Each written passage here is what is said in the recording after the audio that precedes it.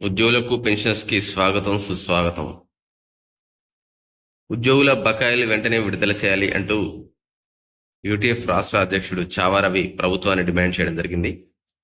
కొన్నేళ్లుగా ఉపాధ్యాయ ఉద్యోగుల బిల్స్ పెండింగ్లో ఉన్నటువంటి బకాయిలు వెంటనే విడుదల చేయాలని టీఎస్యూటీఎఫ్ రాష్ట్ర అధ్యక్షుడు చావా రవి డిమాండ్ చేశారు.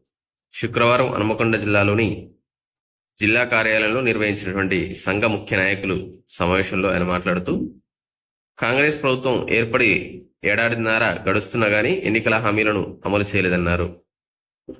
రాష్ట్ర కార్యదర్శి కె సోమశేఖర్ మాట్లాడుతూ, యూటీఎఫ్ ఆధ్వర్యంలో ఏర్పాటు చేసిన సంక్షేమ నిధి ఇప్పటి వరకు ప్రమాదవశాత్తు మరణించిన 37 మంది ఉపాధ్యాయుల కుటుంబాలకు 2.22 కోట్లు సాయం అందించారని చెప్పారు. ప్రతి ఒక్కరూ సంక్షేమ నిధిలో భాగస్వాములు కావాలని కోరడం జరిగింది.